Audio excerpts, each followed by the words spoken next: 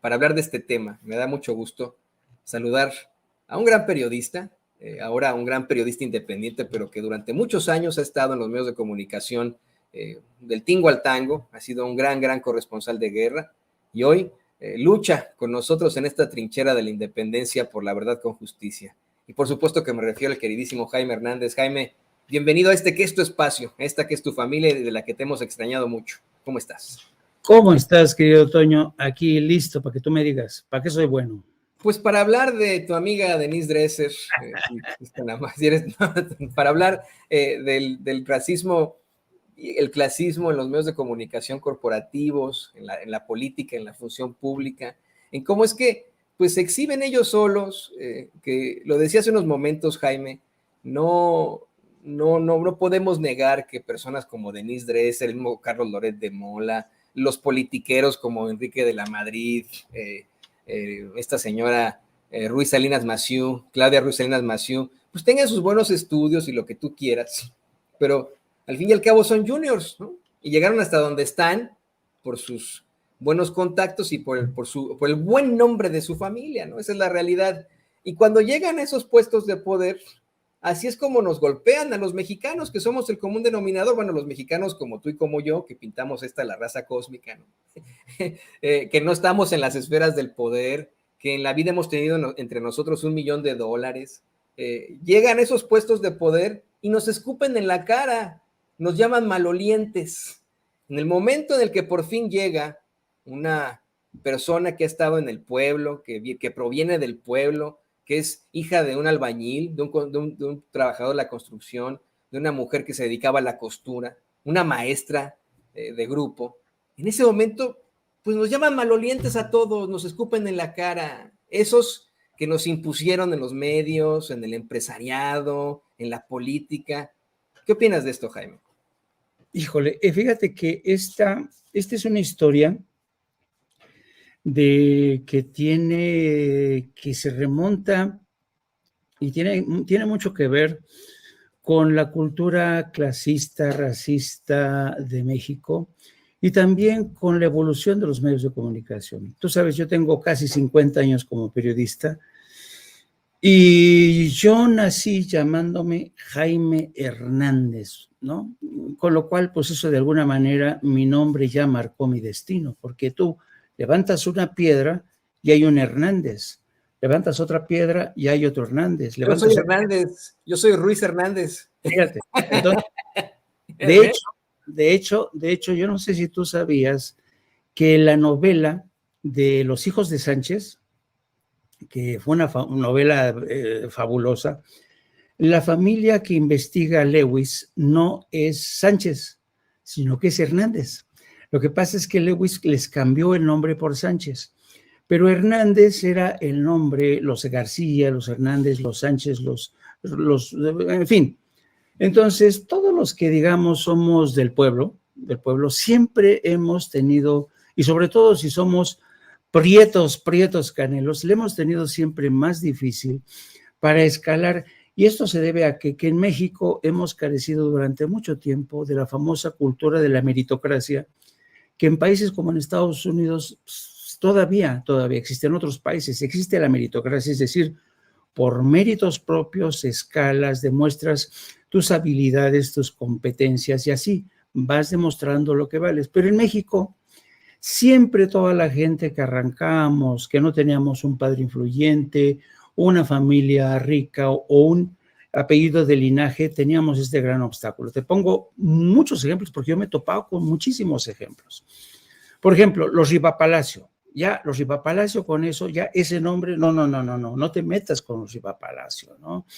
Y todos los apellidos extranjeros, los Dresser, los Merker, todos estos apellidos ya es un plus, ¿no? Tienen una ventaja de salida, ¿no?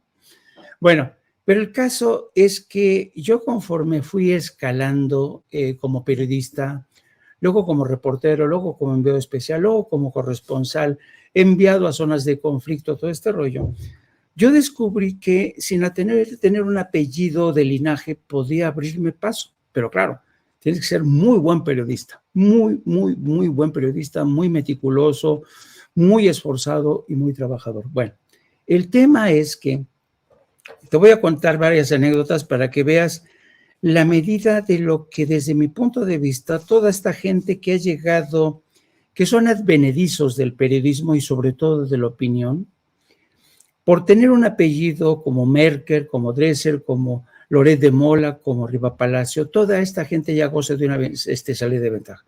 Yo me acuerdo muy mucho que cuando yo empezaba a cubrir conflictos, por ejemplo, cuando estaba en Beirut, o cuando estaba en Oriente Medio cubriendo la guerra del Golfo, cuando estaba en Yugoslavia cubriendo, yo mandaba reportes puntuales de todo lo que estaba ocurriendo, pero trabajaba para varios medios, mexicanos y europeos.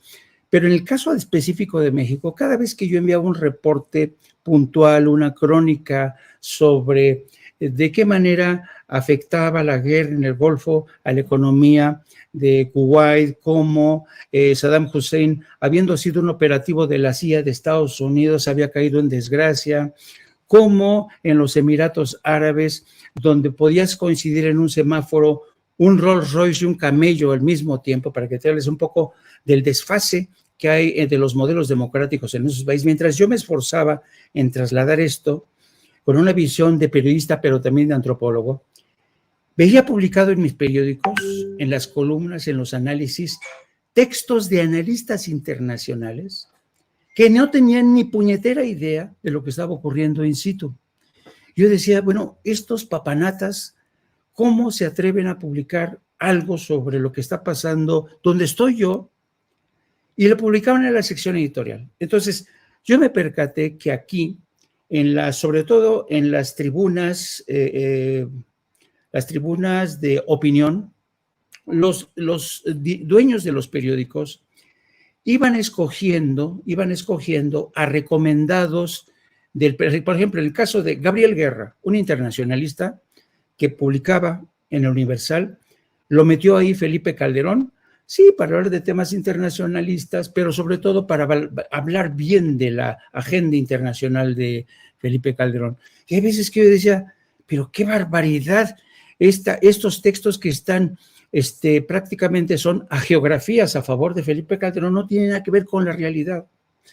Entonces, luego empecé a ver a Zuckerman, que tiene el programa en Televisa, igual, viajaban en Estados Unidos con viajes pagados, los recibía el embajador, desayunaba con ellos, había toda una estructura de opinólogos que Felipe Calderón colocaba, y estos opinólogos tenían acceso a información privilegiada.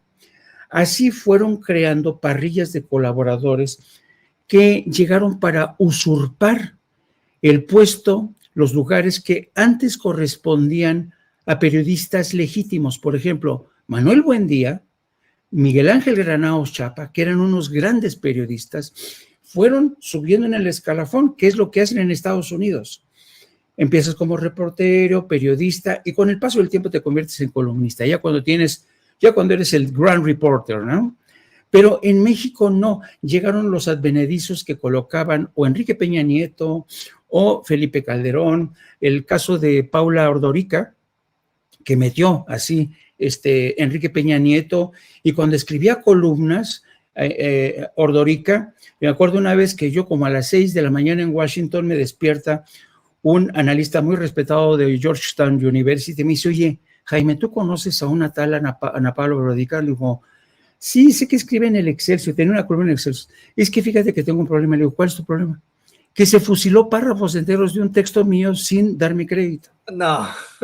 No. Entonces, para que veas cómo estos opinadores que los incrustan el poder político, hay muchos de ellos. No voy a dar más nombres porque la verdad es que, pero hay, por ejemplo, hay un columnista que desde siempre le debió muchos favores a Enrique Peña Nieto. Al morir su hermano de este personaje y quedarse viuda su cuñada, Enrique Peña Nieto les regaló una casa en el Estado de México. Pregúntame, este colaborador, este columnista que sigue publicando, ¿iba a escribir alguna vez contra Peña Nieto? Pues no. Entonces, perdón que te interrumpa, pues es el mismo caso con Erubiel Ávila, que no sé si te acuerdas tú que en tiempos de Erubiel Ávila no había corresponsal que no quisiera ser parte de La Fuente, porque en las fiestas de Navidad regalaban coches, relojes y etcétera. Era un puesto peleadísimo cubrir La Fuente del gobernador en el Estado de México, ¿no? Sí, y el caso de Denise Dresser, evidentemente, es una mujer que cuando estaba al frente Felipe Calderón del gobierno, era una mujer que gozaba de mucho predicamento. Yo llegué incluso a ver cómo a Denise Dresser, la embajada de México en Washington, le abrió un hueco para que fuera escuchada en el Congreso de Estados Unidos, porque Arturo Sarucán, que era el entonces embajador, hacía un cabildeo muy intenso.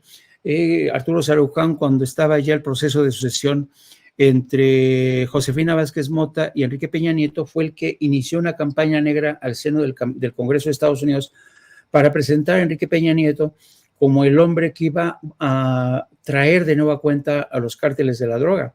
Entonces, siempre ha habido estas correas de transmisión y de opinión, esta cohorte de gentes que el poder político va incrustando, y una de ellas ha sido Denise Dresser, una mujer que efectivamente es inteligente, es una mujer muy fluente en inglés, habla perfecto el inglés.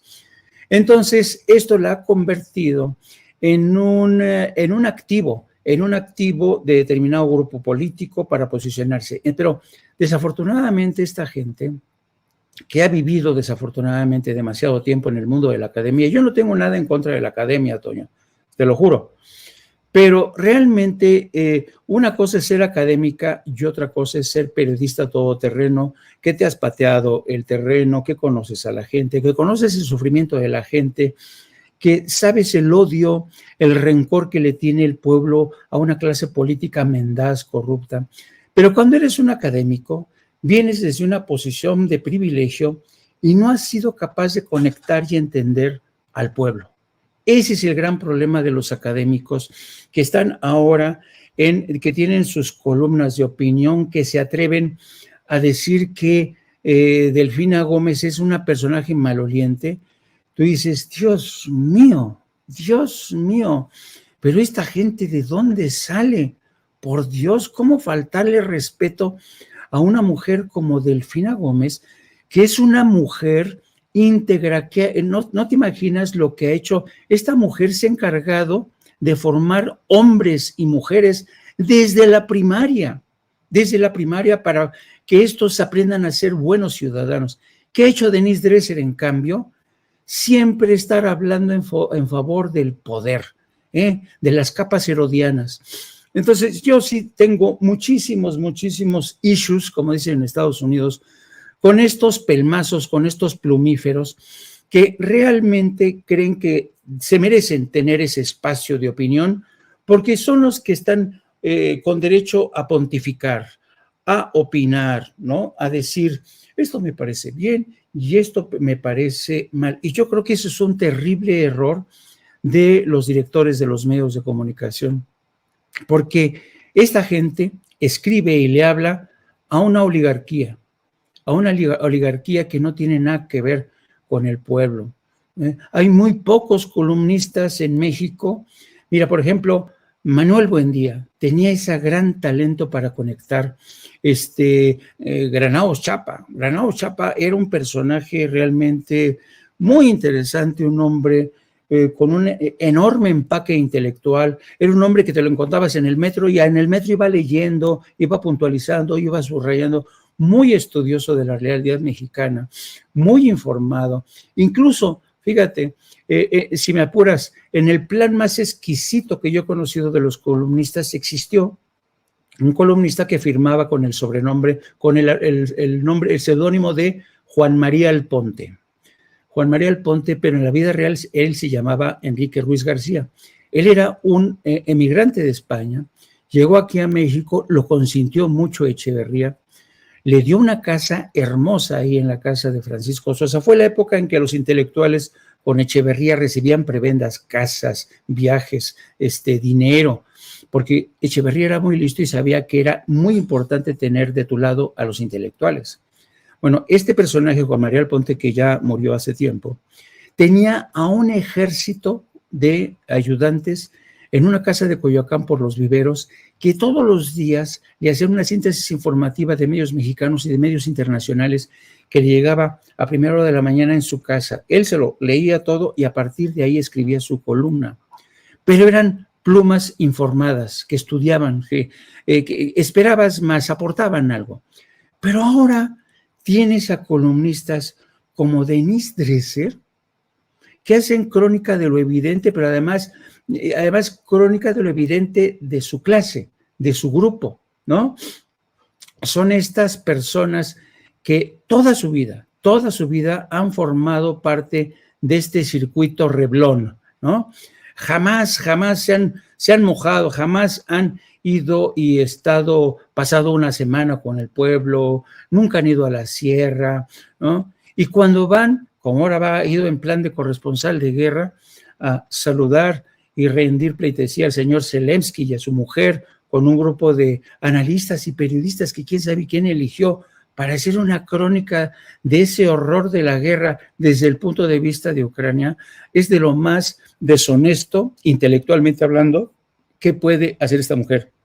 Yo creo que Denise Dresser se ha ganado por derecho propio un lugar muy especial dentro de estos deshonestos, dentro de estos intelectuales deshonestos, a quienes no les importa torcer la verdad, les encanta, les pierde, les fascina la exquisitez, ¿sabes? Este tipo de personajes como Denise Dresser se quieren comportar como Ernest Hemingway, quieren ser considerados los Ernest Hemingway, pero sin haber jamás trabajado a brazo partido para, como hizo Ernest Hemingway, comprarse escopetas e irse de casa, comprarse una barcaza para ir a pescar ellos mismos.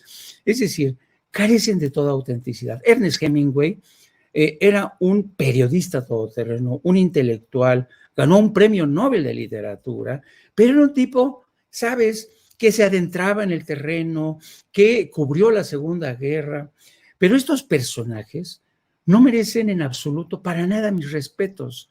Son de estos que practican, como diría Pigmenio Ibarra, el periodismo de oídas, a trasmano, información a trasmano. Pero, ¿sabes? Esta gente que forman parte de la misma cuerda, una cuerda establecida por el poder, ¿no? En el caso del PAN, que fue poniendo a Leo Zuckerman, a Denise Dresser y así, fueron prodigando a cada cual porque era de donde sacaban su dinero. Cuando no era el PRI, era el PAN. Así es que yo creo que esa es una de las asignaturas pendientes que tiene el periodismo. Necesitamos columnistas, mira, por ejemplo, columnistas que a mí me encantan porque son de estos periodistas que les crees. Pedro Miguel. Pedro Miguel es un columnista fabuloso, fabuloso. Ha sido reportero, ¿sabes? Se ha pateado la calle. Cuando escribe lo hace, tiene una prosa, Pedro Miguel. Hermann Bellinghausen, otro periodista, otro gran periodista, que es un gran escritor. Luis Hernández Navarro. En fin, hay muchos periodistas que escriben infinitamente mejor que esta mujer. Y desafortunadamente los grandes medios que lee la clase pudiente, como es el caso del Reforma, viven en su propio mundo, ¿no? Viven en su propio mundo y no se dan cuenta de lo que está pasando a su alrededor, ¿no? Pero ya son problemas, ¿sabes? De la miopía, de la estrechez de miras que tiene esta clase dominante, pero no se han dado cuenta que el mundo ha cambiado y que ahora la gente que ve sin censura, la gente que lee periódicos como La Jornada, pero sobre todo ve muchas redes sociales, está mucho mejor informada. Mira, a mí me ha pasado un fenómeno que seguramente a ti también te ha pasado. Cuando yo tengo mi programa de No Apto para Cínicos, la gente que me está siguiendo sabe mucha más, tiene mucha más información a veces que yo. Es impresionante, la gente está muy bien informada, la gente está muy avispada, es muy lista, es brillante, es inteligente, tienen un sentido del humor increíble. El mexicano tiene esta mordacidad, tiene esta inteligencia, este sentido del humor a veces negro, que a mí me fascina. Y digo yo, ¿cómo teniendo a estos mexicanos que son tan brillantes con inteligentes, que las pillan al vuelo, que tienen inmediatamente sacan a relucir el sentido del humor. Para esta gente tan brillante, inteligente, le sigue dando una porquería de columnas y el Reforma, el Universal, que son un insulto a la inteligencia de los ciudadanos. Yo por eso creo que ese tipo de periodismo, si se le puede llamar periodismo, está condenado al fracaso. La gente ya no los va a leer, la gente prefiere que escuchar historias de sí mismos, historias próximas a ellos. No le gusta saber, no le quiere saber si un columnista al servicio de Ricardo Monreal le está haciendo, hoy, por ejemplo, no sé si te has percatado, hay un periódico, el 1+1, en el que todos los días, sin que falte un solo día, Ricardo Monreal aparece en la primera plana del periódico 1+1. Entonces, ese tipo de periodismo tan clientelar, ¿no? Tan elemental, tan primitivo, va de salida. Y por fortuna existen periodistas, existen medios digitales que están haciendo brecha, abriendo camino, y aquí le dejo porque creo que me he pasado, querido Tony. No te preocupes, de todo lo contrario, es todo un deleite siempre escucharte, querido Jaime. Vamos a seguir platicando ahorita, pero te voy a decir que ese periódico está en la colonia San Rafael, lleva ahí mucho tiempo, mucho tiempo. En efecto, ¿no? Es muy raro que pues tenga este tipo de planteamientos. Es muy raro que el mismo Monreal diga vivir en la San Rafael, ¿no? Él dice que vive ahí en la colonia San Rafael. A mí me llama mucho la atención una vez que hizo uno de estos pues desbarajustes con sus redes sociales, se le va a decir que fue a esta iglesia de San Hipólito, al templo de San Hipólito, le llamó la iglesia de San Juditas, que es en todo caso el templo de San Hipólito, es decir que él iba mucho ahí, porque es vecino de la colonia San Rafael. Bueno, pues nada más que le digan que es la Guerrero, ¿no? Punto número 1, y que estando en la San Rafael, pues pudo ir ahí en la calle de Pimentel, a la iglesia de San Rafael, ¿no? Precisamente, o a la Gualupita, ¿no? Que está muy cerca de ahí. Ahí exhiben los políticos pues vamos, lo ajenos que son a la gente. Después sí salió en otro video ya en la colonia San Rafael, para el parecer ve mucho sin censura. Y esa es la realidad de muchos, ¿no? En los medios de comunicación mexicanos, tú no me vas a dejar mentir. Efectivamente, durante mucho tiempo nos miraron para abajo. De hecho, permíteme pedirle al equipo que por favor nos grabe. Yo de viva experiencia por comentarios, sé que durante mucho tiempo en los medios de comunicación corporativos, antes de que incluso se diera esta explosión y evidencia en nuestros medios de comunicación corporativos, desde los medios de comunicación internacionales siempre se miró hacia abajo a los periodistas mexicanos. Por las cosas que hacían, ¿no? Por los programas que tenían, por ponerle música a sus reportajes en la televisión, en la radio, por hacer mucho periodismo gonzo. Siempre se le vio muy para abajo al periodismo mexicano. Y hoy, pues así lo ve la sociedad. Así lo ven y se dan cuenta los que ya tienen esta pues explosión de conocimiento. Tienes toda la razón. Muchos miembros de nuestra gran audiencia están muchísimo más informados que nosotros. Aquí siempre reconocemos que ellos son nuestros verdaderos productores. Y la verdad es que yo me atrevo a decir, querido Jaime, que tenemos que romper con muchas barreras mentales, con muchos tabús a la hora de hablar del periodismo, ¿no? Muchos dicen, no, es que periodista es el que estudia, ¿no? Otros, no, es que periodismo es el que se forma en la calle como reportero y etcétera. Cuando en realidad un periodista es el que informa, en todo caso, ¿no? Esa es la única definición que tiene el periodismo, definición tanto para la RAE como para muchos congresos del mundo, para incluso en Naciones Unidas, es el que informa. Por lo cual, esta gente que nos ve, que nos escucha, nuestra gran audiencia, también son periodistas, son motivo de comunicación, son un medio de comunicación los que nos ven y nos escuchan, pero eso no lo pueden aceptar los que sí estudiaron periodismo, los que se formaron en la calle, como ellos dicen. Yo, cada vez que pienso en esto, pienso en una canción de Bob Marley que se llama Redemption Song, así se llama, ¿no? Emancipate yourself from mental slavery. Emancipémonos, emancípense, emancipen su mente de la esclavitud mental, ¿no? Yo sí estudié periodismo, pero estoy convencido que usted que nos ve, que nos escucha, es periodista. por el simple hecho de informarnos también, por ser un medio de comunicación usted también. Y eso le duele muchísimo a los que hoy están perdiendo, que no tienen audiencia, que sacan su pancarta de AMLO malote, regrésame el chayote, y se pelean al aire con dirigentes de los partidos, como ocurrió ayer con Joaquín López Dóriga y Marco Cortés. Hoy están en la lona, su orgullo, sus realidades están, pero por los suelos, por no liberar sus mentes, por creerse superiores, por creerse como Denise Dresser, alguien más que cualquier otra persona, ¿no? Sí, yo creo que alguien alguna vez definió, y yo creo que tiene gran razón, la era de los medios digitales es una nueva realidad.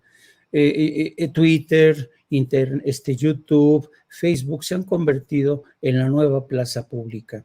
Y los periodistas ya no podemos ser estos santones a los que se nos tiene que colocar en un pedestal como se hacía antes con Jacobo Zabludowski o con Joaquín López Dóriga o, fíjate, hasta con ¿cómo se llama? Pedro Ferriz de Con, ¿no? Que eran, fíjate, alguna vez mi mamá, que era una adicta a Televisa, yo ya había pasado por cubriendo varios conflictos, la guerra del Golfo, la guerra en Yugoslavia, la invasión a Irak, la invasión a Afganistán. Y un día fui a visitar a mi madre que vivía en la frontera. Yo estaba a punto de abrir una corresponsalía en todo lo que era la franja fronteriza para hablar, para escribir del drama migrante. Y entonces, un día, estando ahí con mi mamá en su casa de Tijuana, me vio así medio pensativo, ¿no? Me vio viendo así hacia el horizonte por la ventana y me dice mi madre, que en paz descanse: ¿qué tienes, mijo? ¿Por qué estás tan melancólico? No, mamá, estoy pensando cosas de que cómo voy a hacerle para logísticamente, porque era muy difícil ver una corresponsalía a lo largo de toda la frontera. Y me dice mi mamá, Toño, dice: mira, mijito, no te preocupes. Algún día de estos vas a ser tan famoso como Bolita Ayala. Digo, mamá, ¿sabes lo que me estás diciendo? ¿Me estás escuchando? Digo, ¿qué? Dice: Lolita Ayala es muy famosa en Televisa, porque mi mamá veía Televisa, ¿no? Y yo digo, no, mamá, por favor.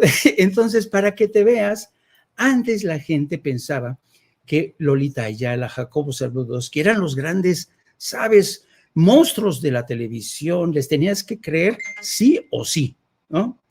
Y ahora estamos en una realidad en la que tú te enfrentas o que puedes ver a personajes como Vicente Serrano o Antonio Ruiz, que a veces llegan corriendo a una cobertura, sacando la lengua, con dificultades de sonido, de video, con el equipo de producción, con Ceci, con David, todo, ¿no? Todo en tiempo real, de gente de carne y hueso, periodistas de carne y hueso, ¿no?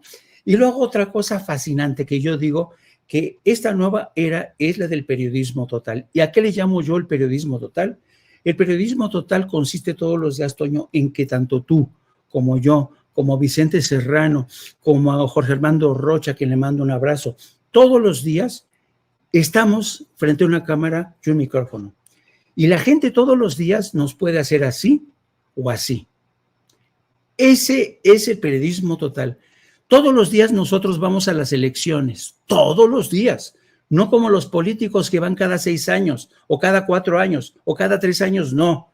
Y andamos prometiendo, no. Nosotros estamos todos los días jugándola sin red de protección. A veces nos equivocamos, a veces resbalamos y pedimos disculpas, porque hay que aprender a ser humildes. Entonces yo creo que estamos viviendo en una nueva realidad donde ya se acabaron los señorones del periodismo. Joaquín López Dóriga, que ha quedado desacreditado. Carlos Marín, el doble de desacreditado. Ya conocemos sus historias, ya subimos cómo los fueron encumbrados. Alberto Peláez, el que fue corresponsal de Televisa, lo he contado muchas veces. ¿Sabes cómo consiguió el puesto de corresponsal sin haber sido un periodista que se había pateado a la calle? No. Porque su papá, Joaquín Peláez, cuando estaba muriendo, le pidió de favor a Jacobo Zabludowski: Jacobo, por favor, le quiero heredar el puesto de corresponsal de Televisa en España a mi hijo Alberto Peláez. Y como si fuera una varita mágica, Alberto Peláez se convirtió en corresponsal de Televisa en España durante décadas. Híjole, creo que perdimos por ahí a Jaime. A ver si lo podemos retomar. Le voy a pedir a doña Ceci, estaba muy interesante lo que nos planteaba sobre Peláez, también remedio de comunicador que pues nos impusieron ahí, nos aventaron de la forma más desafortunada. Vamos a ver si podemos retomar la comunicación con Jaime. Mientras tanto, pues seguimos platicando del hecho con usted, ¿no? Estoy totalmente de acuerdo con Jaime. Ya no podemos pensar en los que están en los nichos, en los que son los mejores de los mejores del periodismo, o las cacas grandes del periodismo. Eso no puede existir. A mí me da a veces mucha preocupación y coraje que usted me llegue a reconocer en la calle, o que nos pidan algún tipo de foto, porque pues eso, a nosotros, o sea, nosotros no somos como usted, y de eso se da cuenta, ¿no? Muchas veces cuando estamos en una corresponsalía y usted se nos acerca, nos abrazamos, hasta nos vamos a comer juntos, una situación que creo sería muy distinta si se encontrara a Joaquín López Dóriga o a Carlos Loret de Mola. Ya te tenemos de vuelta, Jaime, nos estabas hablando del ascenso al poder periodístico de Peláez. Alberto Peláez. Sí, porque el padre de Alberto, que era Joaquín, yo llegué a conocer a Joaquín cuando yo tenía mi oficina ahí en el edificio de F en Madrid. Teníamos en el 8º piso una oficina y un día bajé a uno de los bares que siempre cerca de los periódicos y los medios de comunicación en España hay un bar. Entonces un día me bajé al bar a tomarme una cervecita y me encontré a Joaquín. Joaquín, el padre de Alberto, y me dice, oye Jaime, te quería pedir de favor que fíjate que quiero que conozcas a mi hijo porque pues, va a debutar. Le digo, ¿y eso por qué, Joaquín? Joaquín ya estaba muy enfermo. Él sabía que estaba condenado y para ese entonces ya le había pedido a Jacobo Zabludovsky que le cediera la plaza de corresponsal a su hijo. Y así es como Alberto Peláez se convierte en corresponsal de Televisa en España. Así, sin más, sin mérito alguno, sin nada.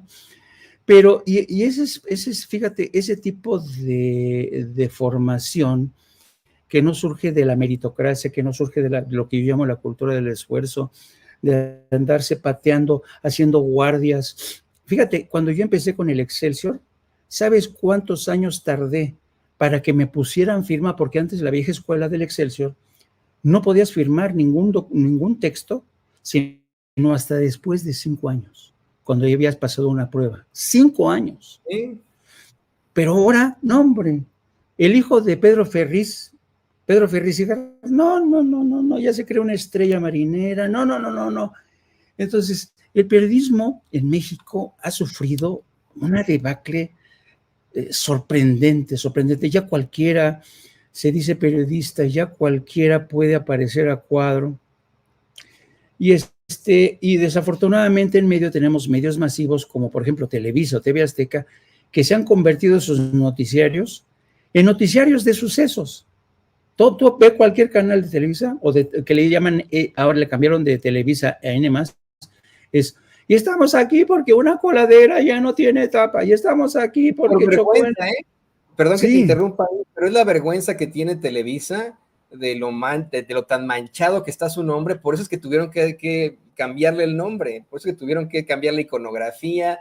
Yo te juro, hace un año que fuimos a hacer la cobertura de la tragedia en San Antonio, de la tragedia de inmigrantes, te lo juro, yo no sabía que era N+. Pues es una nueva cadena acá en Estados Unidos, qué padre, ¿no?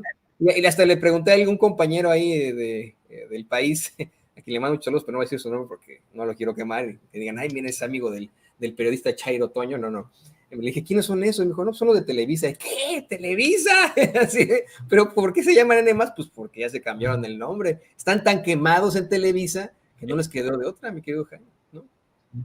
Quisieron cambiar de marca como hacen como los supermercados, cuando un producto ya está quemado, nada más le cambian de marca, le cambian de colores y ya se reciclan en el mercado.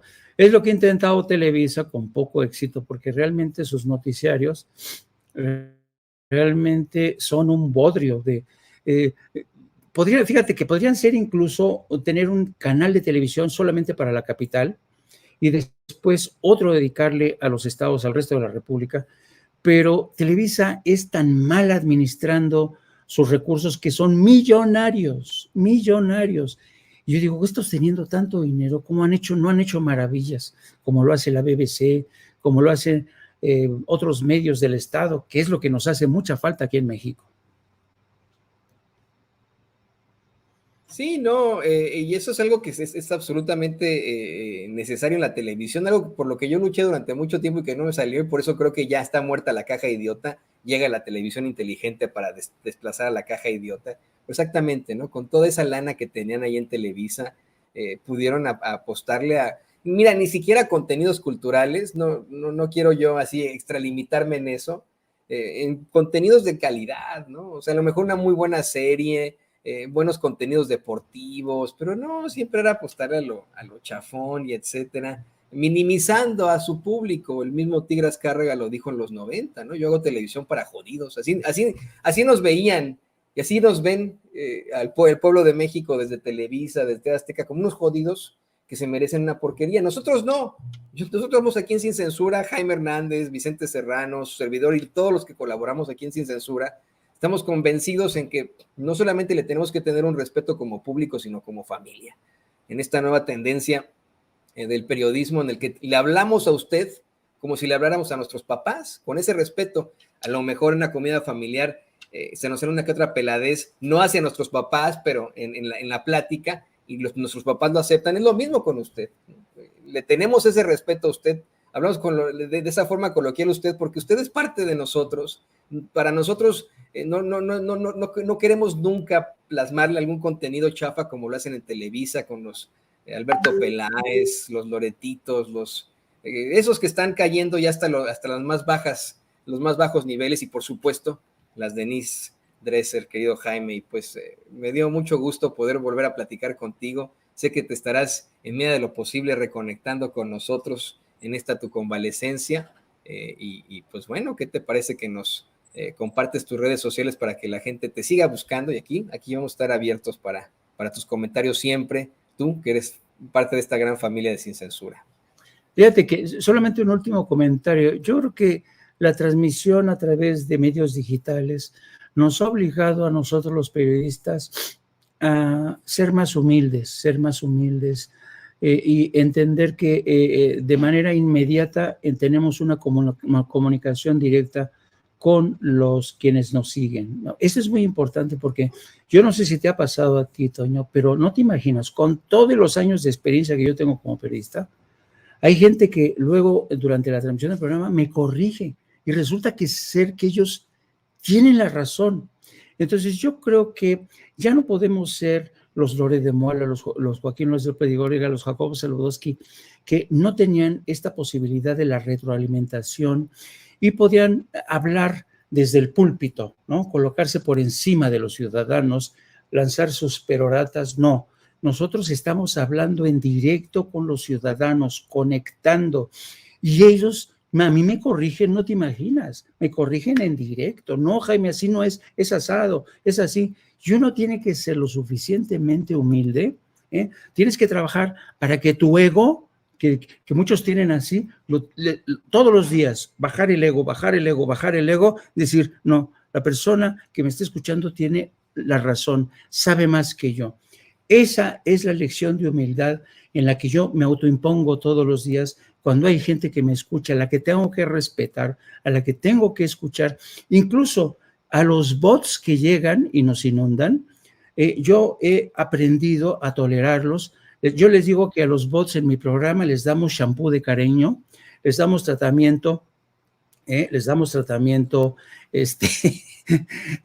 sociológico y psicológico.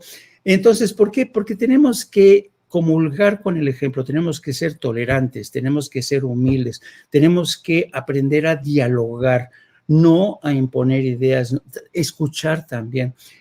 Ha sido de todo una gran enseñanza para mí, que vengo sobre todo de la prensa escrita, y que para que yo encontrara una respuesta a mis reportajes que a veces enviaba desde 12,000 kilómetros, nunca me enteraba lo que pensaba la gente sobre lo que yo había escrito, ¿no? Pero ahora que la respuesta es inmediata, es fundamental acudir todos los días con esta humildad, y además entender que todos los días, la gente nos hace así o así. Así es que es un ejercicio, es un experimento social sin red social, la que tú haces todos los días desde primera hora de la mañana, Toño. A ti te sigue mucha gente te escucha.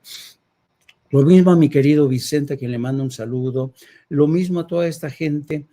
Y he de decir una última cosa. Quizá por eso, querido Toño, hay mucha gente que desde los medios convencionales nos ven con desdén, pero también con miedo, porque saben que esta es una realidad que ha dado un paso al frente, el de los medios digitales, y no hay marcha atrás. Y es un medio que va evolucionando a una velocidad impresionante.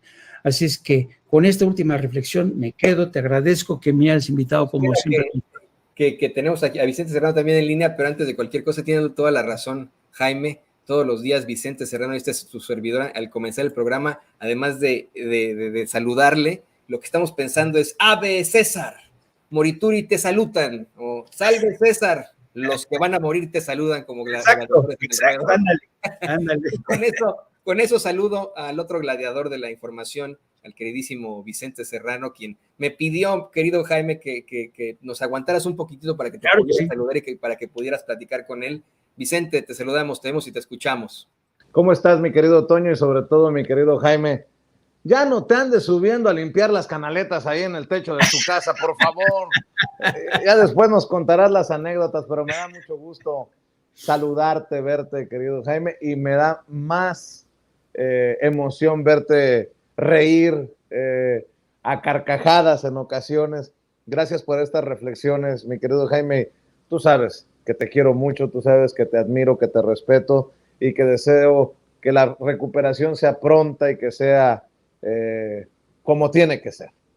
Igualmente, tú sabes que yo fíjate, querido Vicente, no sé si te lo he contado, yo le digo a pocos personajes, a pocos colegas en mi vida les he llamado hermano. Uno de ellos, Juan Carlos Gumucio, el mejor corresponsal de guerra que he conocido en mi vida. Juan Carlos Gumucio era mi hermano, mi hermanito. A pocos periodistas yo les he llegado a decir hermanos, como te digo a ti, con quien me siento hermanado, no solamente por la forma en que quieres a tu país, no solamente por el tipo de periodismo que practicas, sino porque, ¿sabes qué? A mí me gustan los personajes que son como los salmones, siempre van contracorriente, ¿no? Siempre van corriente, les llueve de todo, les mientan la madre, les dicen de todo, les mandan, que es que demandas de la alcaldía Cuauhtémoc, que les dicen de todo, los amenazan de muerte, pero ahí siguen. Yo por eso te respeto y te quiero tanto, querido Vicente Serrano. Hay mucha gente que me ha preguntado, oiga, ¿qué pasó? ¿Se peleó con Vicente? Y digo, no. Diles la verdad, que nos agarramos a mentadas de madre hace poco y que ya no me querías ver y que nos malacopeamos una noche y que nos tiramos hasta con el vaso del whisky. Diles, Jaime. Me da mucho gusto verte también a ti. Oye, dime. Y me da mucho gusto que seamos del grupo de los periodistas malolientes, diría Denise Dresser, porque los malolientes podemos tener errores, pero somos honestos. Sí. Y ellos son los que apestan, pero a mierda, mi querido Jaime. Fíjate qué desafortunado el lenguaje de Denise, que se supone que es una doctora, que es una educada, una persona ilustrada del ITAM, pero eso te habla realmente. Mira, yo he conocido a lo largo de mi carrera como periodista a secretarios de Estado que hablan perfectamente inglés, como Denise Dresser, muy perfumados, con su corbata, todo egresados de Harvard, egresados de Yale, de Georgetown, ¿no? Pero son unos perfectos gañanes, clasistas, racistas, gente que incluso, ¿sabes qué?, reniega de su país, porque son de esta gente como Jorge Castañeda, el hijo de don Jorge Castañeda, que alguna vez dijo que Putla, en Oaxaca, era un pueblo horroroso, horrible. Y tú dices, pero estos malnacidos, ¿qué se creen? ¿No? Cuando muchas veces, y tú lo has visto, tú que has pateado la calle, tú que has bajado al pueblo, Vicente, hay mucha gente que a veces, o muchos paisanos que a veces sin haber terminado la primaria o la secundaria, son exitosos, gente brillante, gente digna, gente inteligente, que se merecen más respeto que este tipo de gañanes, que este tipo de gente como Denise Dresser, que cómo se atreve a decirle a una maestra como Delfina Gómez maloliente. Es realmente triste, y lo que se me hace increíble es que esta gente no entienda que con este tipo de descalificaciones se descalifican a sí mismos, se retratan de cuerpo entero, querido Vicente. Pues sí, definitivamente. Yo creo que ha de ser muy difícil para esta élite que se toma. Y qué bueno que me acuerdo. Ya te ibas, pero no. A ver, regrésenme a Jaime Hernández. Oye, ¿cómo ves? Tú arriesgaste la vida, fuiste olvidado en el campo de batalla, eres orgullosamente corresponsal de guerra. ¿Cómo ves a la corresponsal de guerra Denise Dresser tomándose un vinito, departiendo, pareciera que en la chorcha, en un país en guerra, en donde dice que Zelensky reía mucho y ahora sonríe poco, en donde nos pinta las calamidades? Pues ni tantas, porque si tienes tiempo para el vinito, de tomarte foto, de posar, por favor, Jaime, tienes que darnos tu opinión. No sé si ya te la había preguntado Toño, no sé si te la había preguntado. No te había preguntado yo, si no me acordara. Tú como corresponsal de guerra, ¿qué piensas de esta, por ejemplo, este saludo muy sonriente de Denise Dresser al presidente de Ucrania, Zelensky? Obviamente esa sonrisa guarda una gran imparcialidad, nótese mi sarcasmo, ¿no? Tienes que desmenuzarnos tu opinión. Mira nada más, qué chulada, en el campo de batalla, parece broma, parece chiste, pero no es, en el campo mire nada más, en el campo de batalla con su vinito y luego departiendo con sus amigos, Denise, mira nada más, con el temor de que les caiga un misil en la cabeza, están ahí. Mira, no, qué imparcialidad. Con razón están en contra de la militarización en México.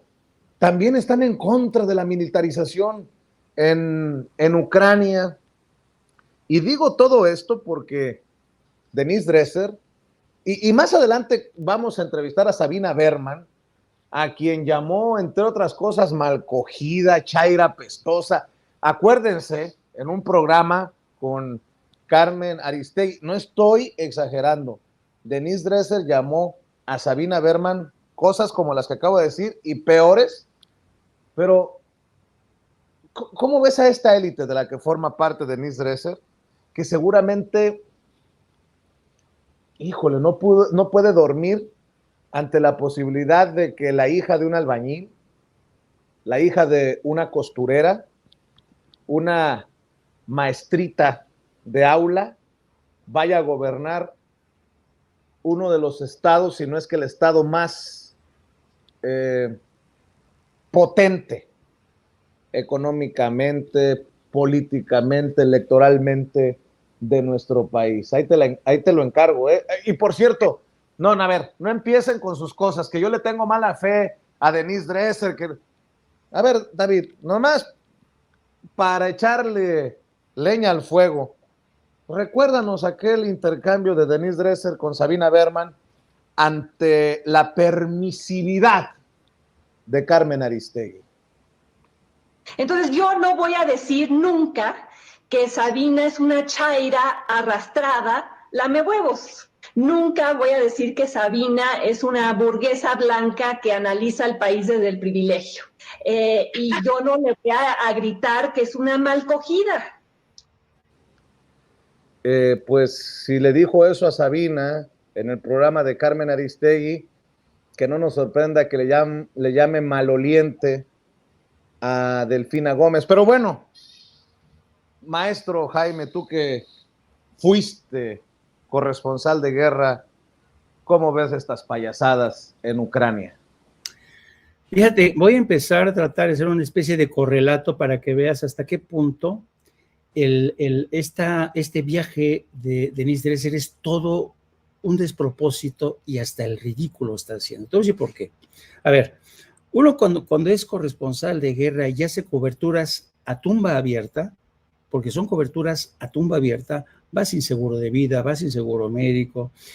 Yo me acuerdo que en el 2001, a mí el Excelsior, por una crisis brutal, Vicente Fox se había empeñado en destruir el Excelsior y a mí me dejaron abandonado con toda mi familia en el extranjero, en España, con una deuda astronómica, no mía, del periódico. Bueno, entonces, cuando yo vengo a México para ver qué es lo que estaba pasando, Excelsior era un caos, y a mí nadie le importaba lo que yo, mi sufrimiento, las deudas que yo arrastraba.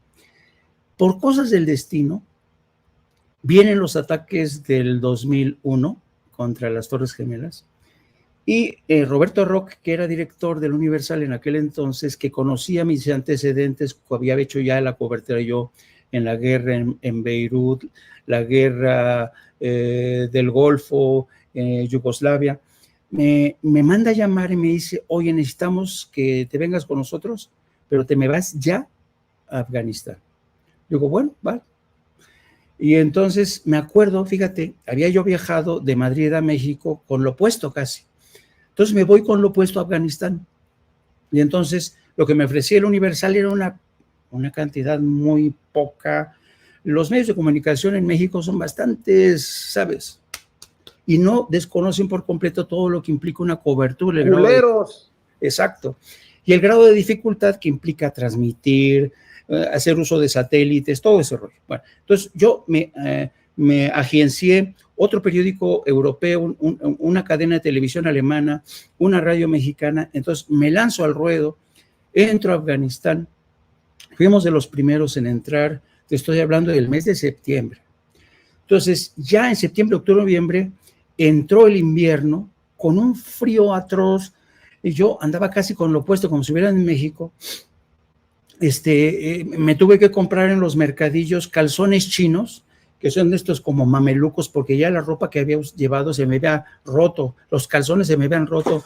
Entonces, vaya, a donde voy es que Denise Dresser, si vemos las fotos, ha llevado todo un vestuario.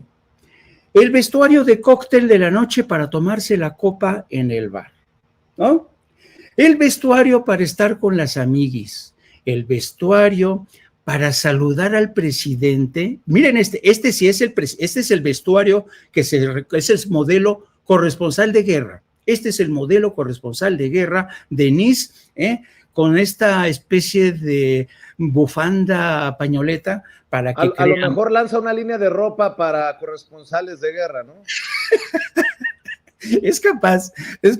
Bueno, aquí la vemos caracterizada como corresponsal de guerra, ¿no? Y vemos, no pierde sus aretes. Mira, mira yo casi apuesto que es un Chanel. No. Imagínate el tamaño de sus maletas, Vicente. El tamaño de las maletas que llevó Denise Dresser para su encuentro con Zelensky. No. Y uno que va como pobre desgraciado con una pinche maletita, como de esas maletitas que luego tú cargas cuando andas corriendo de extremo a extremo del país, haciendo tus coberturas. Igualito que llevas tu modelo, ¿sabes? Armani para comparecer. Así, entonces, ahí te das cuenta del tipo de personajes tan falsarios que son. Y luego, en periodismo, y sobre todo en los términos de cobertura de un conflicto, hay un viejo principio que opera mucho con la misma lógica de los grandes negocios. Si tú no sabes escoger el momento oportuno para iniciar una cobertura, ya la cagaste. Tienes que escoger el momento ideal para lanzarte y llegar antes que nadie, para ser testigo de lo que está ocurriendo desde un primer momento. Lo que hace la gente de Televisa, lo que hace la gente como Denise Dresser, llegan ya cuando el conflicto ya está prácticamente, ya se ha alejado el frente de guerra, ya hay más control de los medios de comunicación, Ya hay incluso hasta lugares escogidos para que el presidente Zelensky vaya de una rueda de prensa, para recibir a invitados, como recibieron a estos gentes del Movimiento Ciudadano, Cherterovsky, Lainez apellida, creo que Sí, sí, Jorge que, Álvarez Lainez y Salomón Chertorivsky, no sé quién, y Chilinsky, Manolini, no sé quién más fue. que fueron como corresponsales de guerra. Entonces, fíjate, es un poco el fenómeno, el síndrome de Carlos Loret de Mola, que cuando llega a Afganistán, allá con nosotros, y venía, en serio, iba cagado de miedo. Y nosotros le echamos la mano, mira, vamos a salir a las 4 de la mañana, no podemos operar todo el día porque caen bombardeos de los B-52, lo llevamos desde las 4 hasta la cima de Tora Bora, donde estaba, ya sabes, este bien jetaque soviético que le daban una lana y disparaba para que los periodistas dijeran, ¡ay, la madre! Estamos aquí cubriendo el frente, ¿no? Entonces, esta gente, con eso ya se consagraron como corresponsales de guerra. Y luego vas a ver el partido que le va a sacar Denise Dresser a este episodio como corresponsal de guerra. Va a dar conferencias, la van a entrevistar. ¿Y qué sentiste, Dresser, de estar ahí en medio de la balacera? No, sentí el sufrimiento de la gente. Sí, sí, sí, ¿no? Y entonces dices... ¿Pero lo viviría o se lo imaginaría en la peda con el vinito ese que se estaba echando? ¿No? Digo, pregunto, nada más, soy muy mal pensado. No, evidentemente confabulan un montón.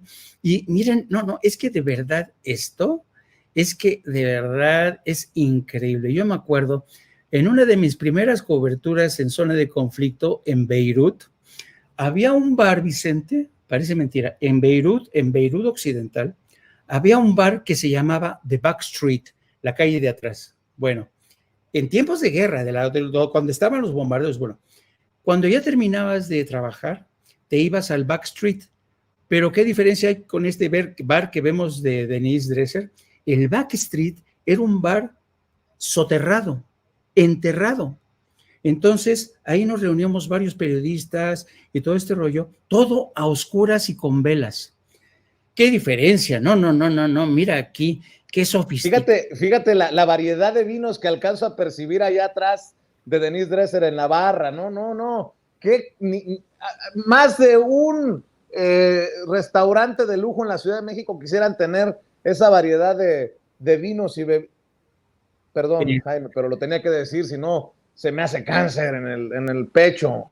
No, pero mira, esta fotografía es el retrato de lo que es el cinismo. Y te voy a decir por qué, Vicente.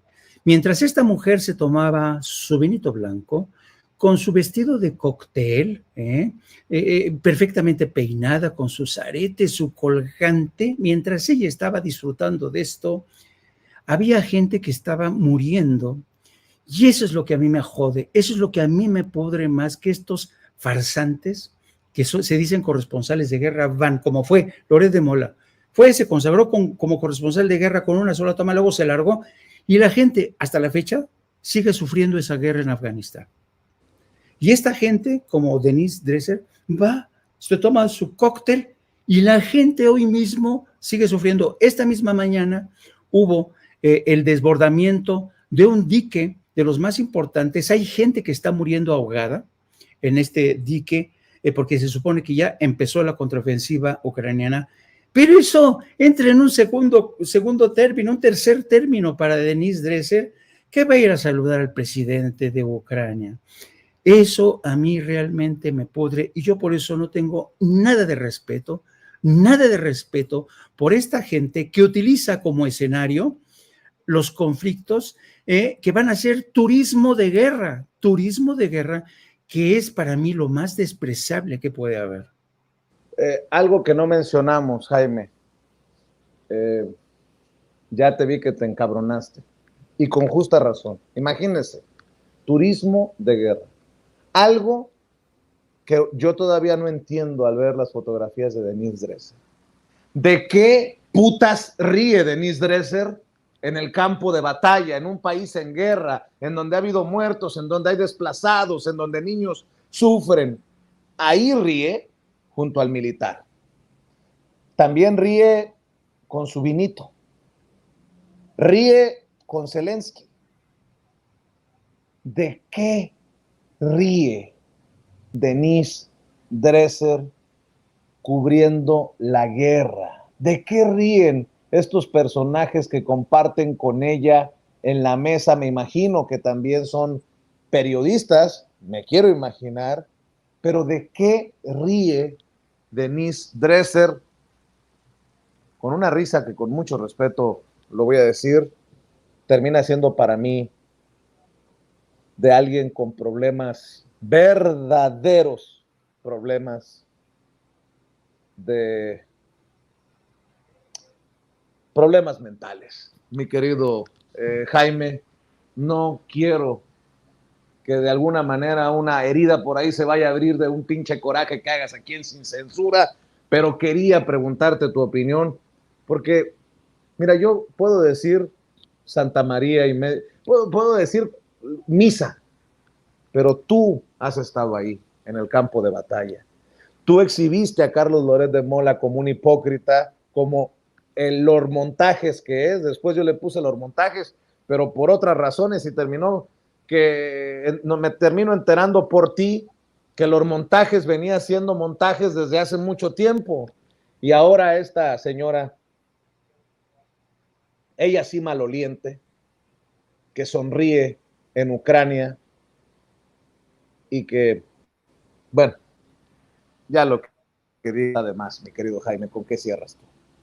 Pues fíjate que francamente vivimos tiempos de tal cinismo que no me extrañaría que a su regreso a Denise Dresser le organizara el PAN un homenaje en el Senado, como se lo hicieron a Alberto Peláez en el Senado, por ser corresponsal de guerra, ¿no? Y dices, hijo, mano, de verdad, lo que han hecho los medios de comunicación corporativos, construyen héroes falsos. Cuando mi primera lección que aprendí como enviado especial y corresponsal es que en este tipo de coberturas los héroes no existen, son inexistentes. Pero aquí en México, el homenaje que le hicieron a Alberto Peláez en el Senado fue realmente vergonzoso, ¿no? A iniciativa de esta Sánchez Cordero, ¿no? Que le organizó su homenaje. Y cuando yo estaba escuchando el homenaje a Alberto Peláez, cuando estaba diciendo la parte que decía la senadora Sánchez Cordero, decía, y los amigos que perdió Alberto Peláez, y Alberto Peláez, una cara, sabes, cariacontecida, así de acongojado, casi así, sollozando. Digo, qué farsante. Los amigos de Alberto Peláez, muchos de ellos eran más mis amigos que de Alberto. ¿Cómo murió Ricardo Ortega cuando lo mataron en Haití?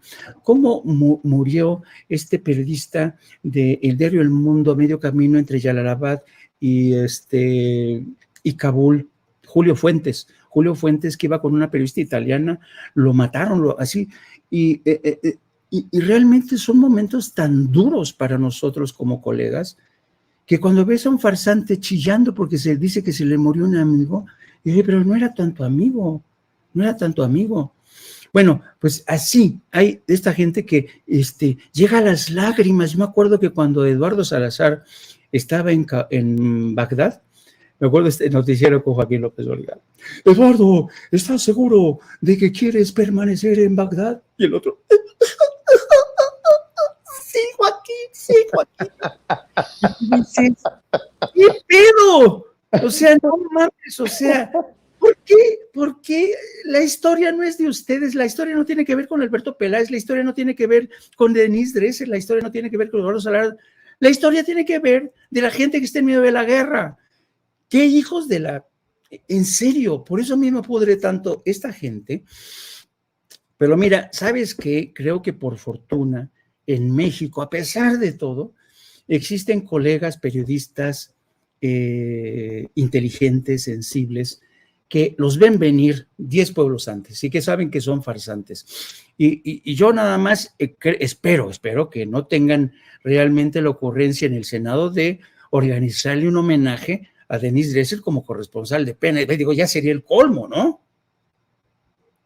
Mi querido Toño, antes de que escupas el hígado, ya vamos a despedir al maestro Jaime Hernández, te veo que te jalas los pelos, estás echando madres allá en tu casa en Kansas City, Missouri. Querido Vicente, querido Jaime, como ustedes bien saben, aquí en nuestro equipo de Sin Censura hay muchas personas que ustedes no ven, no escuchan, pero que le están echando los kilos, le están echando toda la redacción. Y una de nuestras más importantes redactoras, la queridísima Candelaria López, tiene una pregunta para Jaime.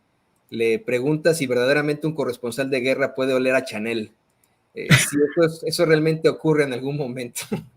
Y ahora que mencionas esto, Vicente, de que estoy aquí en Kansas City, quiero comentarles que es el problema absolutamente en cuanto a los medios mexicanos es que están perdidos en la oscuridad y siempre se les ha visto para abajo. Hoy que analizábamos las principales portadas, las principales primeras planas de los diarios mexicanos, nos encontramos con la portada de Milenio que va a poner David en pantalla. Una portada en la que documentan la llegada de los Chiefs de aquí de Kansas City a la Casa Blanca para reunirse con Joe Biden. Yo no sé qué chingados tiene eso que ver con México, así como no sé de qué chingados se ríe Denise Dresser en medio de una guerra. Yo no sé qué tiene, o sea, esto tendría que aparecer aquí, miren. Esta es la edición del domingo, pero en el Kansas City Star, ¿no? Aquí tendría que aparecer, no es Milenio, no es México, y así se exhiben solos. Me da muchísimo coraje, definitivamente, desde que lo vimos por primera vez, el saber que Denise Dresser fue a disfrutar a un sitio de la tragedia, que estuvo en una enoteca, o sea, ni siquiera podemos llamarle restaurante o bar. Esa foto de Denise Dresser sosteniendo una copa es una enoteca, mientras la gente de Ucrania sufre. ¿Cómo nos damos cuenta que en efecto hay momentos o lugares en los que pues no alcanza la tragedia debido a su alto poder adquisitivo? Y ahí estaba Denise Dresser, no con la gente que lo necesita, no documentando la cara horrible de la guerra, sino burlándose de ellos y burlándose de nosotros, compartiéndonos su turismo de guerra. Por eso es que están en la lona, por eso es que la gente está aquí con nosotros, con Vicente Serrano, con Jaime Hernández, y con usted, que insisto, usted que nos ve y que nos escucha, también es un periodista y un medio de comunicación. Se tienen que romper esas barreras mentales. Usted también es un periodista y nos da mucho gusto poderle llamar colega. Y nada más para cerrar, mi querido Toño, luego de que mencionas esto, decirte, Jaime, que yo tampoco le digo a muchos amigos, porque no tengo muchos amigos, tengo muchos conocidos, pero amigos tengo muy pocos, hermano.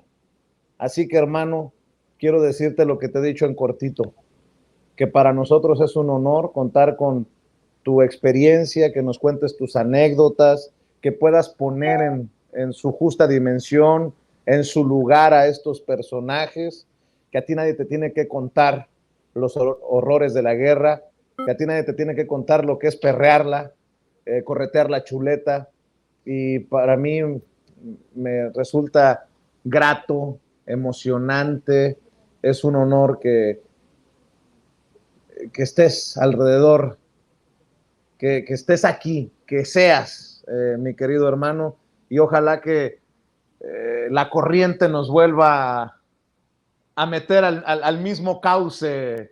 Mi querido Jaime, tú sabes a qué me refiero, y tú sabes que te estimo, que te admiro, que te respeto, y ya, cabrón, ya párate a echar trancazos, ya. Ando con mi pinche andadera. Ya pareces viejito, cabrón, con mucho respeto, con mucho respeto. Pero no, tú sabes que lo que digo es sincero, y te mando un abrazote, y ojalá que no apto para cínicos reviente, que la gente de Sin Censura te apoye, ¿qué te puedo decir? Pues la verdad es que pues, tú sabes, hermano, que estamos en la misma frecuencia, estamos en la misma página, y nada más déjame contestar esa pregunta que se me hizo muy interesante, ¿eh? De si acaso la guerra huele a Chanel. Parece que es una pregunta a la ligera, pero es una gran pregunta. Y solamente déjeme contar esta anécdota. Yo he cubierto guerras, no solamente, sino cataclismos, ¿no? Como el tsunami que pasó, que arrasó Banda Aceh en Indonesia y Phuket, la isla, el balneario de Phuket en Tailandia. Bueno, yo me acuerdo que fui y cubrí en Phuket y en Banda Aceh esa tragedia.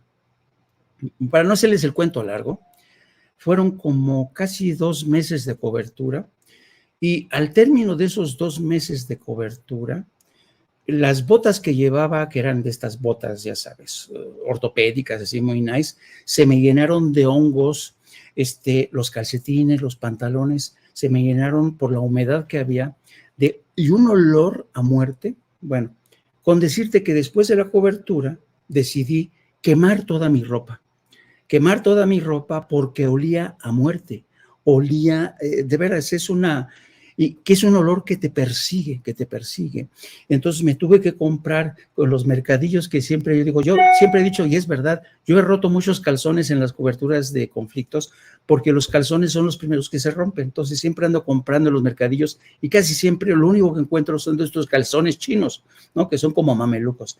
Pues te compras camiseta, shorts nuevos y todo, y tienes que quemar esa ropa, porque efectivamente no se huele a Chanel. Es un olor pestilente, horrible.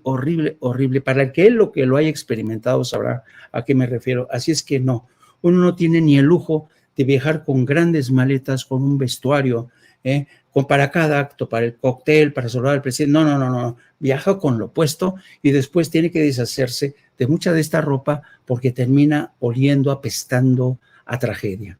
Y con esto, queridos amigos, me despido. Muchísimas gracias. Les pido que me sigan a través de mis cuentas, de mis redes sociales, en @JaimeJourno. Y como dice mi gran Vicente, que es una persona muy inteligente, síganos también a través de No Apto para Cínicos. Comenzamos a transmitir a partir de las 14 horas. Y ya saben, queridos, Vicente, hermano querido, te mando un abrazo inmenso. No te me achicopales ahora que estás en Chicago, que no estás con gente cerca para que te abrace, que sepas, aquí te queremos muchísimo, un chingo. Y a mi querido Toño también, saludos hasta Kansas, saludos a Ceci, saludos a Don Dave. Hasta la otra, queridos amigos. Nada más te voy a decir una cosa, Jaime, estoy muy decepcionado. Te hace falta una fotografía con la copa en la mano para que te gradúes como corresponsal de guerra. Hijos de la chingada. Cuídate, Jaime, saludos a la familia. Gracias, Vicente, abrazote. El querido Jaime Hernández, el maestro. Oye, qué anécdotas, ¿no, Toño? Y qué bendición tenemos aquí en Sin Censura de contar con maestros como Jaime, como Paco, como todos los compañeros que van formando parte de esta familia, que pueden, para la historia, ponernos las cosas donde deben de estar. Para mí resulta emocionante escuchar a Jaime. Me puedo pasar todo el día, nos podemos aventar Sin Censura primera edición y Sin Censura nocturno, solamente escuchando las anécdotas de estos maestros. Son de libro, y Vicente, creo que es lo que le hace falta a esos que detentan los principales puestos de poder. Humanismo, el contacto con la gente. Yo en la vida había escuchado una situación así de fuerte, se me corta la voz en pensar las tragedias que ha tenido que enfrentar el querido Jaime Hernández, el hecho de que haya tenido que quemar su ropa porque olía a muerte. Eso en la vida va a documentarse por personajes como Denise Dresser. O sea, a lo mejor nos puede contar como sommelier a qué le supo el vino blanco que se estaba tomando, qué tal platica Zelensky, qué colonia podría traer el militar con el que se estaba abrazando, y etcétera, qué anécdotas de moda le contaron los supuestos periodistas con los que estaba. Pero eso no tiene nada que ver con nosotros como humanidad.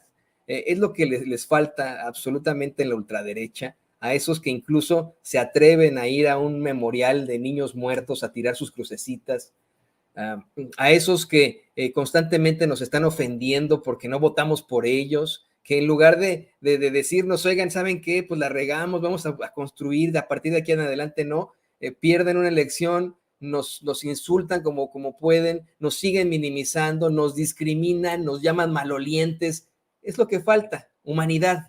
Y por eso es que considero que este sentimiento debe contagiarse entre todos en el pueblo. Somos la mayoría los que queremos eso, el progreso, la tolerancia, la humanidad, ¿no? Y esto es pues al basurero de la historia. Y esto apenas inicia, Toño. Así que le pido a la gente que nos está viendo y escuchando que no se vaya para ningún lado, porque en unos minutos nos vamos a enlazar con Eric Gutiérrez, director de Sin Línea MX,